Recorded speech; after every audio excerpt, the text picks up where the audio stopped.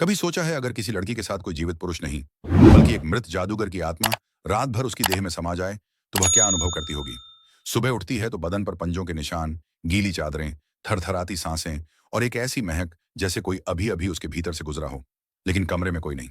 आज की यह कहानी उसी एक रात से आरंभ होती है जिसने एक निर्दोष लड़की के शरीर को एक लालची आत्मा का मंदिर बना दिया। तो सावधानी से सुनिए, क्योंकि यह कहानी सुनने के बाद आप खुद को कभी एकाकी महसूस नहीं कर पाएंगे। यह कहानी राजस्थान के दूरस्थ गांव थारपुर की है। एक ऐसा गांव जहां रेगिस्तान की रेत में छिपे पुराने किले आज भी रहस्यों से भरे पड़े हैं, जहां मंत्र और जादू टोने को विवाह से अधिक महत्व दिया जाता है, और जहां एक जादूगर की कामुक आत्मा आज भी किसी कोमल देह की खोज में भटकती रहती है। मेरी राधिका 19 साल की मासूम, गोरी चिट्टी, शर्मीली लड़की। उसकी गहरी आंखें, मखमली त्वचा और सरलता उसे गांव की अन्य लड़कियों से अलग करती थी। लेकिन शायद किसी अपूर्ण आत्मा ने उसी पवित्रता को अपनी वासना की पूर्ति के लिए चुन लिया था। कार्तिक का महीना था। गांव में एक जादूगर महाराज आए थे। लोग कहते थे कि वे इच्छाएं पूरी करते हैं। जो भी उनकी नजर में नजर डालकर मांगता है उसे मनचाहा धन या प्रेमी मिल जाता है। राधिका ने भी वहां जाने की जिद पकड़ी, लेकिन उसकी मां ने रोक दिया।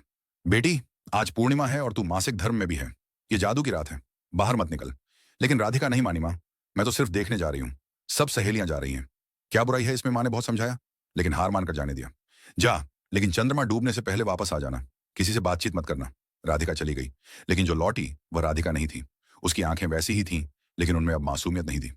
उसके चेहरे पर एक अजीब सी शीतलता थी, जैसे वह किसी अन्य की हो गई हो। रात होने पर उसने भोजन नहीं किया और किले की पुरानी दीवार के पास अकेली चली गई। वह देर रात तक वहां खड़ी रही, हल्की हल्की सांसें और बंद आंखें, जैसे कोई उसे अंदर से स्पर्श कर रहा हो। अगली कुछ रातों में विचित्र घटनाएं होने लगी। वह आधी रात को उठती और अपने वस्त्र खुद उतारकर आईने के सामने खड़ी हो जाती। धीरे धीरे खुद को छूती, जैसे कोई और उसके शरीर से खेल रहा हो। कभी कभी वह बेहोशी में बुदबुदाती, आजा, अब यह देह तेरी है। चाची डर गई। एक रात उसने राधिका को देखा, आईने के सामने निर्वस्त्र अपनी ही छाया से कहती, अब तू संतुष्ट? मैं अब केवल तेरी हूं चाची। दौड़ी ओझा के पास। ओझा ने कहा, उस रात जब राधिका गई थी उसी दिन वह जादूगर महाराज मर गया था। उसका जादू अधूरा रह गया था। अब वह राधिका के शरीर से अपनी सिद्धि पूरी कर रहा है। वह आत्मा केवल सुगंधित, निर्दोष और रजस वाली देह को पहचानती है। अब वह राधिका से कभी अलग नहीं होगा। उस रात राधिका फिर उसी जगह गई जहां जादू की वेदी, रेत और खंडहर थे, जहां अब कोई महाराज नहीं था, बस एक लालची आत्मा जो अब उसका स्वामी बन चुकी थी।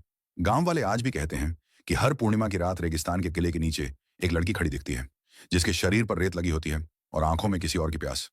वो बस एक बात कहती है, मेरी जगह ले ले, मुझे आजाद कर दे। क्या राधिका की आत्मा अब भी उसके अंदर है, या वह अब बस एक जीवित शरीर है जिसमें कोई और रात भर अपना जादू पूरा करता है? जानने के लिए अगला भाग जरूर सुनिए। जादूगर की वासना भरी सिद्धि पार्ट 2। शी सुनी।